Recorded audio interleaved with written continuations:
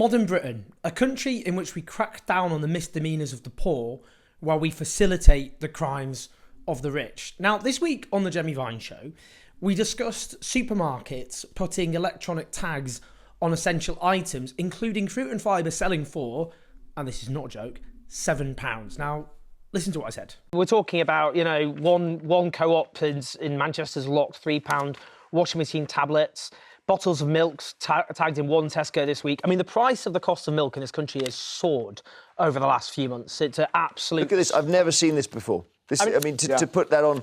And the thing is, what do you say, Owen? Is it wrong to do that? Put tags on?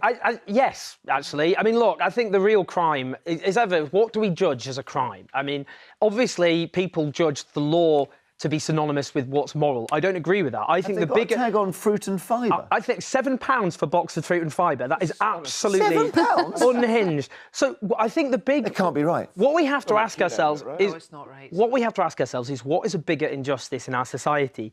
Is it the fact that millions of people in a very wealthy country can't afford to feed themselves properly anymore?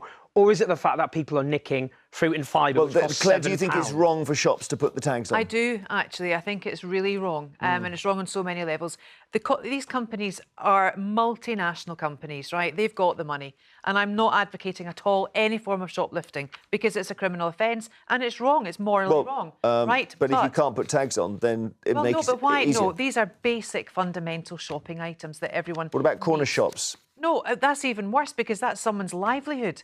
They don't. Well, exactly. That's the point. But what if a corner shop puts the tags on? No, but I don't think anyone should put the tags on. We all agree we don't want shoplifting, so let's abolish the underlying causes. Why shouldn't a corner shop put the tags on? Because that's a big part of that person's income. Yes, but people shouldn't be stealing. And I think if you actually put tags on things, it highlights, I'm here to be I'm here to be nicked. You know, Harry, what do you think? Tags on nappies we've heard about. Well, nappies, blocks of cheese, you slip into pocket. It's astonishing. It shows you, actually, it's a very stark way of showing, actually, how the cost of inflation in reality. It used to be, a nice fillet steak would be in a box at Tesco's. Now, a pint of milk... Yeah, you have a security tag on it. But if there's a black market in milk, we're in real problems. We've had it, yeah. Come on.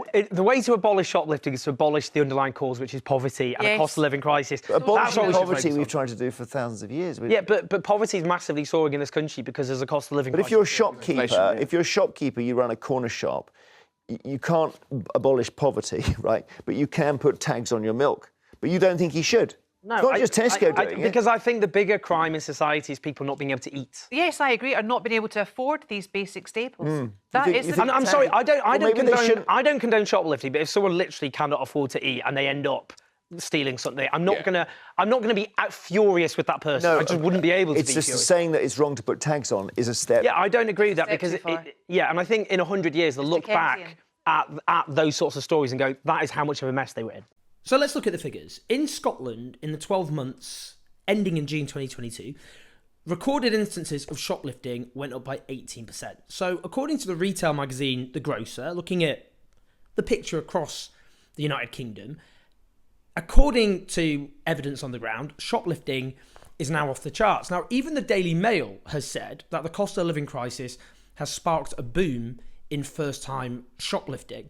Now, a Tory minister, Kit Malthouse, has told the police not to turn a blind eye to the shoplifting of food just because there's a cost of living crisis. And I really think that sums the Conservatives up to a T, which is the prioritisation of property, the rights of property, if you like, over the rights of human beings. That instead of clamping down on the causes in a very wealthy society of food poverty, I mean, the idea in 2022, a country as rich as this country should have a single person being hungry is absolutely ridiculous. And yet there are people in this country who suffer from malnutrition. The idea that that is something we simply accept is obviously diabolical. And yet what the Conservatives want to do is focus on clamping down on the response to food poverty, which is people being driven to steal in order to feed them and their families, rather than declare war on poverty, which is what is driving people there in the first place. Obviously, the real crime, the social crime, is poverty and hunger in a rich country, not the side effects, the consequences of that, which include shoplifting. Now, this, as I've said, as I started, we clamp down on the misdemeanours of the poor in this country, not the crimes of the rich, which are facilitated. I'll just flesh that out. Earlier this year, it was revealed that you are 23 times more likely to be prosecuted for benefit fraud, even though tax crime costs the economy 9 times more. So for every tax fraudster prosecuted in the United Kingdom between 2009 and 2019, there were 23 benefit claimants prosecuted. And this was according to figures from TaxWatch. So this is despite the fact that tax fraud costs the economy 9 times more, as I said.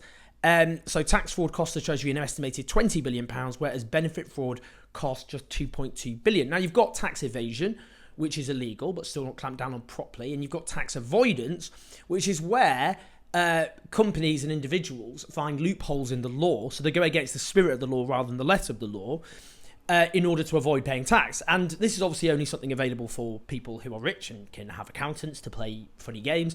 And it includes accountancy firms seconded to the Treasury. They help draw up the tax law. Then they go back to their clients to tell them how to avoid the very taxes they themselves have helped design. That's modern Britain.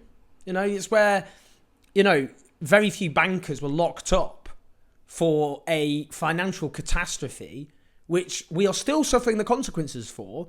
And yet young black men have their lives ruined because they're criminalised for having some weed or coke on them. This is Britain summed up. As I've said, the misdemeanours of the poor clamped down on, but the crimes of the rich facilitated. And the idea that we should be angry about people being driven to shoplifting, rather than looking at shoplifting itself as a damning indictment of this entire economic and social order, which is based on depriving huge numbers of people of the basic necessities of life. That shouldn't exist as a phenomenon in a country as rich as ours, but it does. That's what we should be angry about. Please like, subscribe. I'll see you next time.